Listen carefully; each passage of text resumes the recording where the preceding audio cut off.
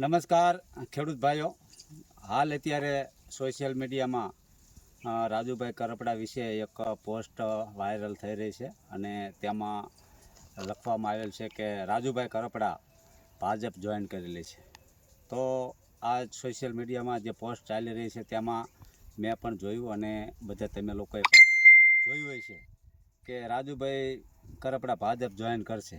તો મને તો આ એક વાહિયાત વાત હોય એવી લાગે છે અને જે કોઈ બનાવ્યું હોય એમાં એ પણ લખેલું છે કે રાજુભાઈ કરપડા ને મનાવવા માટે ભાજપના જે અત્યારે આપણે સુરેન્દ્રનગર જિલ્લાના જે ભાજપ પ્રમુખ છે અને ભાજપના ટોમી બની બેઠેલા એવા લોકો રાજુભાઈને તોડી બતાવશે, એટલે કે રાજુભાઈને ભાજપમાં લઈ જશે.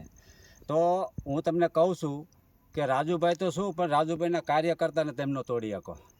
રાજુભાઈની ટીમ અને રાજુભાઈના કાર્યકર્તા એટલા બધા મજબૂત છે અને તમે ભાજપના ખોળે બેસીને ભાજપના ટોમી બનીને અને રાજુભાઈને તોડવાની વાત કરો છો. તમે રાજુભાઈને તોડી તો શું, રાજુભાઈ તમે સરખાવી ન શકો. અને રાજુભાઈએ પોતાનું જે નામ બનાવ્યું છે એ નામ એના પોતાના દમ ઉપર બનાવ્યું છે અને રાજુભાઈ પાસે કોઈ સત્તા નથી અત્યારે, પણ તેમ છતાં રાજુભાઈ કરપડાએ દરેક ખેડૂતો, મજદૂરો, યુવાનોનું સાથે રહીને કામ કર્યું છે. એટલે દરેક ખેડૂતના દિલમાં રાજુભાઈ છે. એટલે આમાં તમે ક્યારેય કાઢી ન શકો અને આમાં તમે સફળ પણ ન થઈ શકો. હાલ અત્યારે ભલે રાજુભાઈ કરપડા જેલમાં હોય અને રાજુભાઈ કરપડાને માની લો કે રાજુભાઈ કરપડા હળદર જે કરદાકાંડ થયું એમાં રાજુભાઈ ગયા હતા, ત્યાં સુધી તો ભાજપમાં જવાના નહોતા. ત્યારબાદ રાજુભાઈ સીધા જેલની અંદર છે.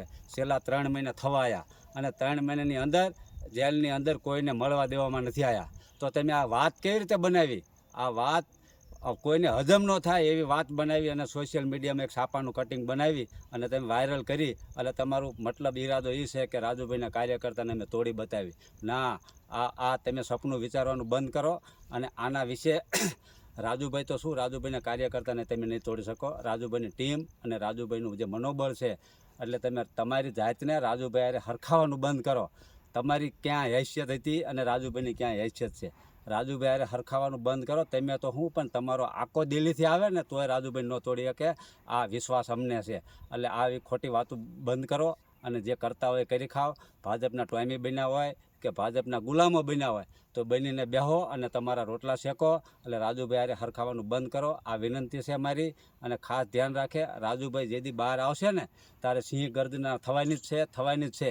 અને હું દરેક ખેડૂત મિત્રોને કહું છું, રાજુભાઈના ટીમના કાર્યકર્તાને કહું છું, રાજુભાઈ જ્યારે જેલથી બહાર આવે ત્યારે આપ સૌએ રાજુભાઈનું સ્વાગત કરવા માટે ગામડેથી દરેક વ્યક્તિને ઉમટી પડવાનું છે અને આ ભાજપના ટોમીઓને બતાવી દેવાનો સમય આવી ગયો છે. એટલે મિત્રો, હવે આ રાજુભાઈને 2 રૂપિયાની લાલચ અને જેલનો ડર આમનો કોઈ કામમાં નથી આવવાનો છે. એટલે બધા મિત્રો જે કોઈ આ વિડીયો સાંભળે એ બધા વિશ્વાસ રાખજો કે રાજુભાઈનું મનોબળ ટકાવવું ને એ કોઈનું કામ નથી. એટલે આવા ભાજપના ગલુડિયા તો આવી વાતો કરશે, આનાથી કોઈ ગભરાવાની જરૂર નથી. આભાર. જય હિન્દ. વંદે માતરમ.